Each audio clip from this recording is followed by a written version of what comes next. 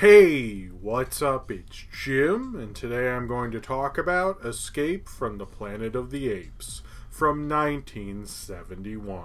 The Planet of the Apes franchise, or the first 5 Planet of the Apes films, existed in a time before franchise filmmaking was primarily what Hollywood did. Event movies were more to be prestigious, big kind of films, and sequels weren't really the big business they were. Star Wars hadn't hit yet, and even the idea of giving more money to a sequel than the original film hadn't really happened yet. So, Escape from the Planet of the Apes and the Planet of the Apes franchise had to come up with weirder and different ways to make these sequels, especially with lessening budgets. And Escape from the Planet of the Apes had half the budget that Beneath had, which already had a lesser budget from the original, which was a higher budget thing. So they started out pretty high, but it kind of kept diminishing, and Escape from the Planet of the Apes uses that sort of to its advantage, having 3 apes, those being Cornelius, Azira, and Dr. Milo, go back in time to Earth of present day, or Earth of 2 years in the future, because this actually, even though this film was released in 71, it actually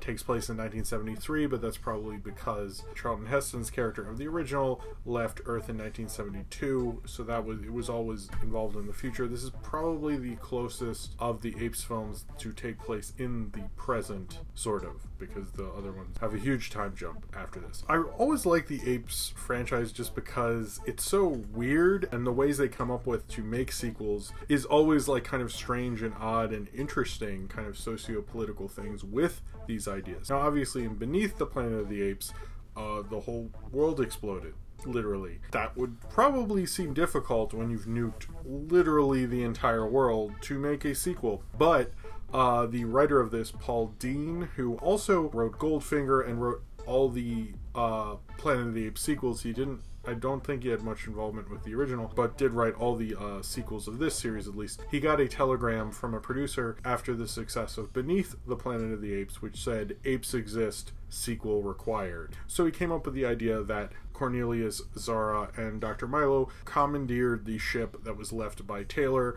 played by, of course, Charlton Heston, and commandeered it to go into space, saw the Earth exploding, which isn't in the... They talk about it, and was filmed, but not in the movie. It was in comic book versions and novelizations, but it was filmed and it's never been released, so it's kind of a lost Planet of the Apes gem there. They use a time kind of portal thing, much like what happened in the original Planet of the Apes, and come back to Earth when man is king instead of the apes, and are kind of treated as celebrities and big scientific finds, and then eventually become controversial in the president's own cabinet, as there's a presidential committee to see exactly what they're up to and what their past and what led mankind and Earth to become a planet of apes. The opening sequence is actually really cool, and I was kind of thinking, would it be more interesting to see them in the planet and see Earth explode and then be hit by a shockwave and go into the time portal and things? And there is apparently a fan fiction-y book that kind of fills in the gaps of a lot of this, that makes this make sense and such, which actually sounds cool. I think it's called The Conspiracy of the Planet of the Apes, which does sound interesting, but open in this thing where the ship has landed and the military's there, and you just see these people in spacesuits, and then they take off the helmets and it's Cornelius, Zira, and Dr. Milo. And I actually thought that was really cool way to open it. I mean, obviously if you're buying a ticket for this, you sort of know what it is. You know, you're not like, wait, what?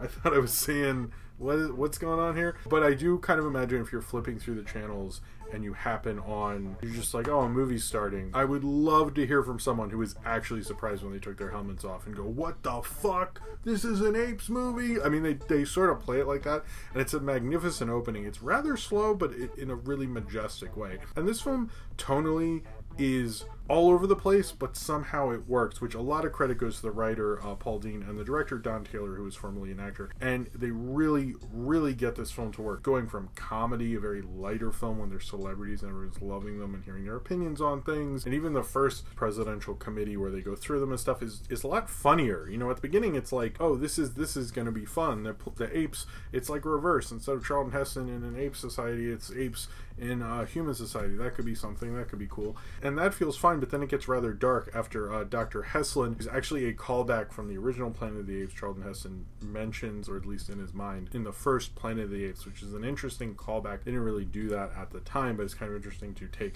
Dr. Heslin, who's just mentioned in the original Planet of the Apes, and then actually show the character in Escape from Planet of the Apes. Was a nice, interesting little callback, which was unheard of at the time. Science fiction, by the way, was not treated the way it is now, where you give it $100 million budgets. It's taken very seriously. The public really likes it and everything like that. They could play with all these bigger ideas, but most people weren't really taking these films as seriously as certainly the people making these films were. But especially, like, since they weren't the top of entertainment, fan service and callbacks like this rarely ever happens. This is really unheard of. And Dr. Heslin, who's played really well by Eric Baden, I think, is really the real villain of the piece, but I like that kind of connective tissue. The continuity of this doesn't entirely work. They use a whole like plague theory idea that they tell in this of why the humans went away and how all dogs and cats were killed because they had this plague and things like that, which sounds rather horrific, and then apes became pets and things, and it's like, okay, sure, I guess that sort of makes sense, although that's not what they say in the original Planet of the Apes. And I noticed they redid it again when they made the newer Apes franchise, but this is actually apparently, and I didn't know this because I was kind of doing this series where every time there's new Planet of the Apes I do, you know, the second one with Dawn I did Beneath, and this is the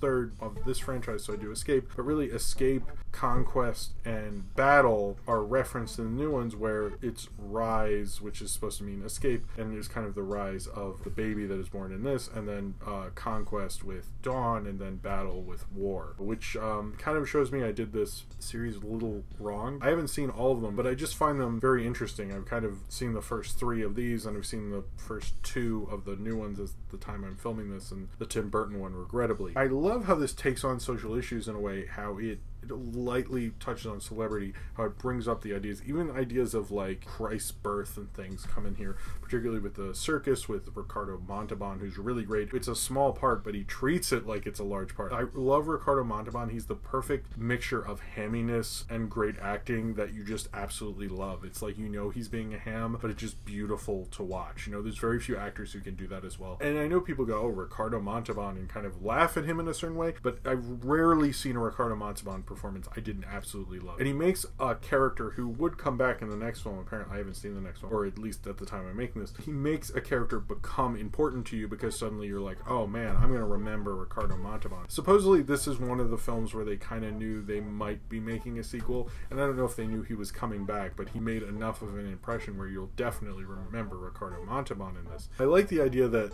one person is really scared of the downfall of humanity, instead of like looking at humanity and going like, hey, maybe we shouldn't have that downfall part happen on our end, not just like blame the apes, but they do anyway, which is probably humanity, probably why we're at least a little doomed and why things are sort of not working out in a certain regard. But I think that's interesting about Dr. Heslin. The president in this film, at least, is kind of more of an even-keeled, reasonable person who's really thinking about things and going by the law. And although he talks about how if the apes are killed and they're so popular, he won't win re-election, you also get the sense that he understands not just how he's viewed in the history books, but also how he needs to handle this responsibly, which is interesting. A lot of people have noted this is a pre-Watergate movie, and after that you wouldn't see presidents portrayed in the way that they are certainly in this film, which is a kind of an interesting thing to think about, really. I really like Roddy McDowall and Kim Hunter. Roddy McDowall plays Cornelius, and Kim Hunter, who plays Zira, are really great. A lot of people said this is really Zira's movie. She really kind of wins the movie over, and it's interesting how at the beginning of this, when you have really the apes taking over the franchise, it's not about a human in an ape's world, it's about an ape in a human's world, how you start off with kind of the mother, basically, rather than the father in the way,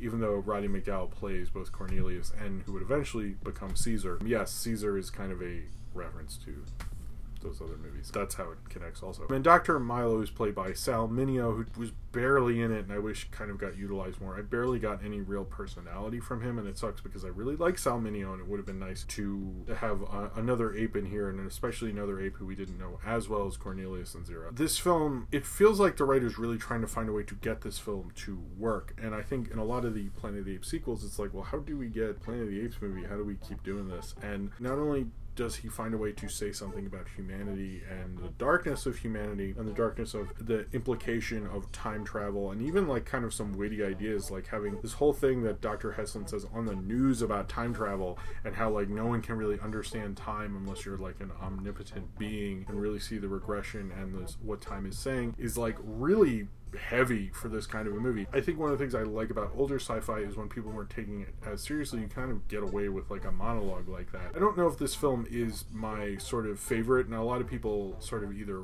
love it maybe way too much or sort of are just okay with it, I guess. It is kind of like the middle of the franchise. It's the beginning of a trilogy that would take up the rest of this series of the Planet of the Apes movies, and so it's kind of like a weirder thing because the first two are very much the events of that, and this is kind of its own isolated story. You don't get like as many because then Caesar sort of takes over the thing, all the way to Battle of the Planet of the Apes, which interestingly came out the year that this film is supposed to take place. I do like this film. It's kind of an odd fascination. I noticed there's kind of a weird cinephile kind of fascination with these original films just because they're so strange and so weird, and they're kind of like odd placements in film history because really this franchise should have probably existed post Star Wars and somehow precursed it. And even in terms of its merchandising and stuff, they really like replayed a lot of these movies quite a bit, made a TV show, made an animated series, and really played it to death after these franchises were done. All of the merchandising and more mid to late 70s regalia over this franchise was really through rebroadcasts on television and re-releases and go wild about the apes, and then putting out, you know, merchandise and things like that. That wasn't going on at the time of this, which shows you how film releases even worked back then. I think this film would work better in a marathon because it does feel like a stepping stone. In terms of like the Planet of the Apes films are probably known for like their action and cool sequences and fights and things like that. This doesn't really have one at the end, and it's sort of a bummer. This is more of the touching character piece. It's following two ape scientists. It's not exactly the coolest, but it's still kind of really strange. It's like, how did they get this movie to be made? How did they think it would make money? Apparently it did well enough that they could make two more, and it's such an odd, strange movie because they managed to say things about celebrity, managed to say how humanity takes on these new ideas, then kind of regrets them and kind of looks at like the problematic nature with them after they've already accepted them and accepted them into our society in certain regard, and kind of viewing these problematic areas way late and coming from a place of real fear, but maybe kind of fear-based intelligence, these kind of the theory that Dr. Heslin has about them, rather than thinking of it in kind of a more nuanced, well-earned way, kind of being protective about their own ideas and having these new things kind of threaten them rather than understanding that the world has changed and you have to evolve with it. He doesn't really do that. He just tries to kind of stomp it out before it can happen, even though clearly that this is your future and it's an inevitability. Now, obviously, the idea of Escape from the Planet of the Apes, does this start a time paradox where them going back in time actually started the Planet of the Apes, basically, that Charlton Heston would do, or was that a different reality and then they changed it? Are all things you can think about. There are various problems with the continuity in this, and they kind of just sort of relax about that. That's interesting, but I like the kind of weird sci-fi nature of it, because I really feel like they're probably like, well, if you're sticking with us at this point, you're just gonna have to deal with us doing all sorts of strange stuff. I like the strangeness of this, and like even like Zero with Grape Juice Plus and everything like that. I wouldn't say this is as fascinating in terms of comparing this to at least Beneath. I think Beneath, thinking about that in relation to this, I know some people really hate Beneath, but I love Beneath because they really like went for it in this weird cult worshipping a nuclear bomb and things like that is really interesting to me. It feels like a strange cult movie. How did this happen? And Escape from Planet of the Apes still has that, and still is kind of like, how did you get this to work as well as it does? This is like one of those movies where if you're a screenwriter and you kind of want to combine comedy and like a really downbeat ending and get it to work, this would be a film to really study because it's quite amazing. Even though it's done clearly on a cheaper budget and things like that, it really sings with it. And I think a lot of that has to do with the actors and how willing they are to really go with these things, to really understand the ideas they're playing with. It doesn't feel like the director's kind of making the film say these things. It feels like everyone involved really believes in it at a time when they're not really taking these things as seriously. We talk about the beginning of the 70s New Hollywood thing. This wasn't a time where they're going to take B movies and try to make them say more and things like that. They were taking ideas from that and kind of making these more elevated films, like, you know, The Godfather and the films of Scorsese and things. They're more taking on grand auteurs and things like that. Spielberg and Lucas would come in later, and this would be more representative of the kind of films they would later make into grand films like Jaws and Star Wars. But at the time of this, they were kind of using what they did before, which is bring in bigger ideas, and these screenwriters and directors would say things with them that the public would largely ignore until they were older and go, oh shit, I think these movies were saying something. And I think this film does both say something, but it's also just kind of like, how the hell did this happen? Like, I can't imagine a film like this happening today and working. It would be like looked at as dumb, and what was the Dumb and Dumber? No, it was that was Dumb and Dumber 2, whatever the one was that wasn't starring Jim Carrey and Jeff Daniels. This would kind of be treated that way, and I think most people would probably disregard it, but because of kind of the weird area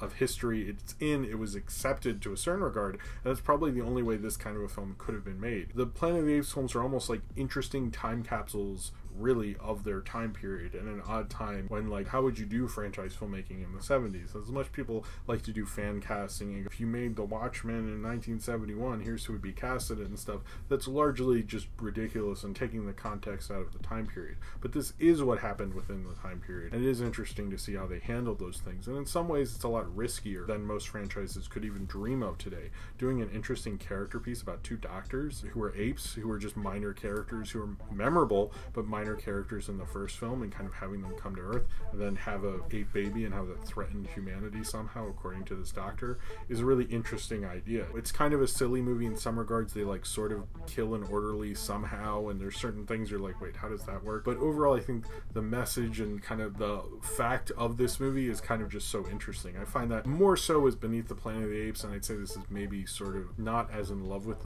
this one as Beneath the Planet of the Apes. I was just like, holy shit, this is how they made a Planet of the Apes sequel. And now I'm kind of like, okay, they just do these kind of weirdo, wacko things, but I'm much more excited for the next one, which is Conquest of the Planet of the Apes, which maybe I'll see somewhat soon, hopefully. But I really thought Escape from the Planet of the Apes was just an interesting, odd, weird sequel, and I kind of love it for that. I love that this franchise, kind of against all odds, became a franchise at a time when no one was considering doing that, and just making one sequel was lame enough, and they made a second sequel and went just completely in a weird direction based on their financial constraints and made something wholly original and different. And I think that's probably what makes the Planet of the Apes franchise so cool, and especially what makes Escape from Planet of the Apes such a watchable and interesting film. So if you have seen Escape from the Planet of the Apes and you would like to talk about it, then comment below in the comments and subscribe if you would like to.